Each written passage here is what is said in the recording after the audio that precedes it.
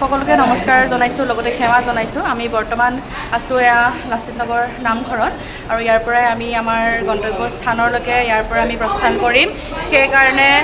সেইকাৰণে আমাৰ যিমানখিনি সাধ্য অনুসৰি আমি যিমানখিনি পাৰিছোঁ সেইখিনি আমি নিবলৈ চেষ্টা কৰিছোঁ ইয়াৰ পৰাই। আৰু এনেকৈ সকলোৱে দেখিছে মোৰ পিছফালে সকলোৱে বহুতখিনি সহায় সহযোগিতা আগবঢ়াইছে। লাচিত নগৰ স্থানীয় ৰাইজ হওক, গোটেই অসমৰ পৰা আমাক যোনে যোনে সহায় কৰিছে। দক্ষিণ কামৰূপ জিলাৰ পৰা যিখিনি মানুহ আহিছিলে আমাৰ লগত আত্মীয়সকল, তেওঁলোকে বহুতখিনি আমাক সহায় কৰিছে। দক্ষিণ কামৰূপ আপোনাৰ 3 নম্বৰ আমতলা গাঁৱৰ তেওঁলোকে যথেষ্টখিনি সহায় কৰিছে।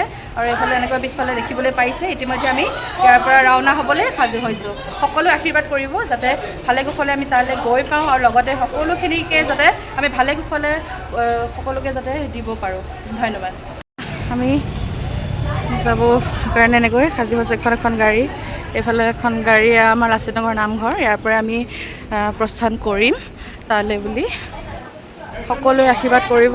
আপোনালোকৰ সহায় সহযোগিতা আছিল বাবে আমি এইখিনি কৰিবলৈ সক্ষম হৈছোঁ। যিখিনি মানুহে মোক সহায় কৰিছে সকলোকে অশেষ অশেষ ধন্যবাদ জনাইছোঁ। বহুত কৰিছে আপোনালোকে, যিমানখিনি পাৰে যোনে যেনেকৈ পাৰে। আমাৰ এই যাত্ৰাটোত বিশেষভাৱে দুজন ব্যক্তি প্ৰথমৰ পৰাই লাগি ভাগি সহযোগ কৰিছিলে। প্ৰথমতে হৈছে মাধৱ দাস, শিৱসাগৰ জিলাৰ, আৰু আমাৰ গুৱাহাটীৰ ফালৰ পৰা আমাৰ লাচিত নগৰ নামঘৰৰ ৰাজহুৱা নামঘৰৰ যি আমাৰ নামঘৰীয়া বাপ পংকজ কাশ্যপ আতৈ, তেওঁলোক দুজনে এই পদক্ষেপটো হাতত লৈছিলে আৰু আমি লগত তেওঁলোকৰ সহযোগিতা আগবঢ়াইছিলোঁ বা সহযোগ কৰিছিলোঁ। আৰু এই যাত্ৰাটোত সঁচাকৈ বহুতৰে বহুত অৰিহণা আছে, বহুতৰে ছাপোৰ্ট আছে, বহুতেই আমাক বহুত ছাপোৰ্ট কৰিছে। তাৰপিছতে এই যাত্ৰাটোত আমি আমাৰ শলাগ ল'বই লাগিব। আমাৰ যি কলিয়াবৰত পালনাম থান আছে, সেই পালনাম থানতে যিহেতু আমি গুৱাহাটীৰ পৰা পোনপটীয়াকৈ ৰাতিপুৱাই আমি ৰাওনা হৈছিলোঁ যোৰহাটলৈ বুলি।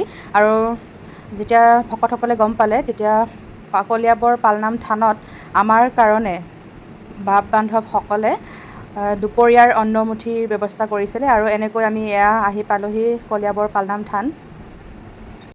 কলিয়াবৰ পালনাম থানৰ পৰা আমি ওলাই পালোহি কাজিৰঙা। আৰু কাজিৰঙাত আমাৰ তৰুণ বিদ্যাৰ্থী সমাজৰ এগৰাকী বাইদেউ আছিলে, লক্ষ্যশ্ৰুতি বাইদেউ, আৰু সেই বাইদেউগৰাকীয়ে আমাক সন্ধিয়াৰ যি চাহ জলপান আদি কৰি তেওঁৰ গৃহতে আমাৰ বাবে যোগান কৰিছিলে। বাইদেউলৈও অশেষ ধন্যবাদ জ্ঞাপন কৰিছোঁ।